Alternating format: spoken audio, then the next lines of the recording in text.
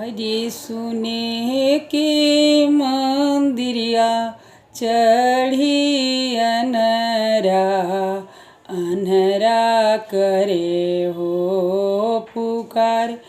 कवन कसुर आदित्य बाबा कोइनी नैना बिना छछने लाज अन करनायन देखी भी हसल नैना बिना छछने हेला जीव। अरे सुने के मंदिरिया चढ़ी बंझिनी बंझिनी करे हो पुकार। कवन कसुर छठी मैया कईनी पुत्र बिना